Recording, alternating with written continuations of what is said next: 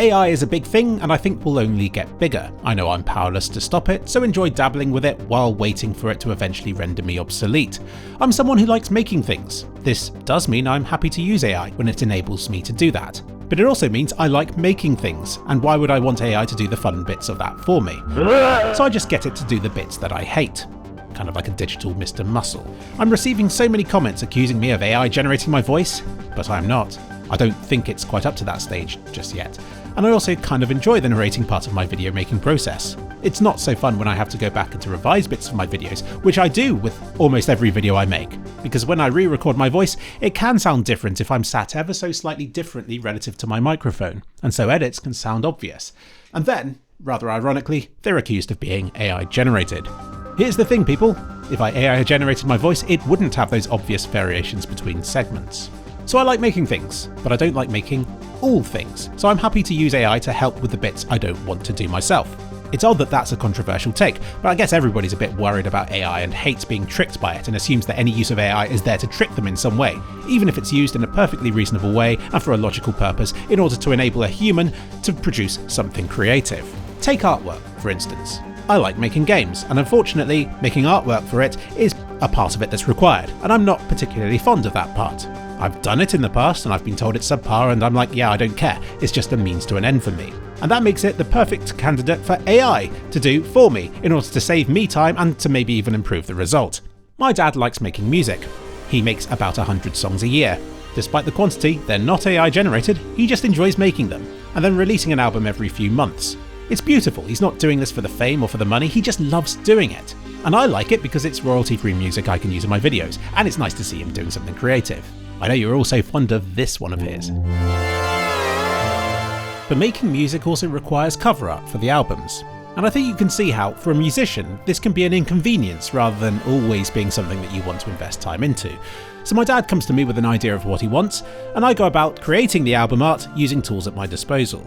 Over these last few years I've dabbled with all sorts of different techniques. Some of his album covers are his own paintings, but for others I've photoshopped him into pictures or I've photoshopped him into games. A year ago he wanted him in a biker's suit riding a horse, and I was like, well, with a suggestion like that I'm going to have to use AI, and I generated this when DALL-E 2 was new and cutting edge. The rate at which AI is advancing, it no longer looks so great, but it served its role and it does make my dad one of the first musicians to use an AI generated album cover.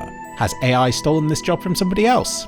No, it's just made my life a bit easier when I'm asked to make a cover design containing something ridiculous. As much as I love photoshopping my dad in silly poses into silly situations, there is always the worry of copyright, and it does take some time to do, and AI just does away with all of that. So when he wanted a contrast between old and new, and I suggested a caveman stood looking out at a futuristic city for his latest album, I knew already that was a job for AI.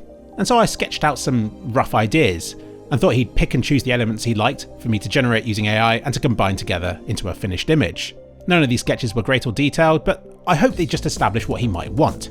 But then AI took my job, because he messaged me a few days later saying that my sister had done it for him, and that he was happy with the result. Betrayal. I'm happy for him that he's found the perfect artwork. It saved me potentially dozens of hours of time and effort, iterating on it over and over again until he's happy with the result. And I'm happy for my sister too. I've always wanted my sister to get into the same things as I have, and to see her using AI in such a way is awesome. And if I'm honest, it is an excellent AI generated image. And it possesses a certain kind of charm that I might not have achieved with my more photorealistic AI models. But it means AI took my job. And I guess what hurt about this was being told I didn't need to try before I'd even had the chance to. That implied that this AI image was so good it was already better than anything I could have eventually made, had I tried. And I'm not even an artist. All I was going to do was to AI generate images and then to splice them together until he was happy with it. So I can only imagine how hurtful it is for real artists to be told their services are no longer required because the clients are using AI instead. It doesn't matter if you think you're better than AI, or even if you are better, if you've been supplanted regardless. It implies that AI is better, or faster, or cheaper, and with it you've lost some of the value you once had. I accepted my fate, but still spent many happy hours AI generating images of cavemen overlooking cities, in every colour scheme and every art style I could imagine. Not out of jealousy, not because I wanted to win my dad over to one of my designs, but because I like making things, and for a short time I wanted to make AI generated images of cavemen overlooking cities. And I marvelled at how far AI generated imagery has come in such a short space of time. But there is something dark to this. Even now, somebody could AI generate a version of me on YouTube. I know I'm better than that would be, right now at least. But if everybody starts watching that AI channel instead of mine, would that distinction even matter? I'd feel all the more upset, knowing that I could be replaced by something worse, simply because it's faster at making content.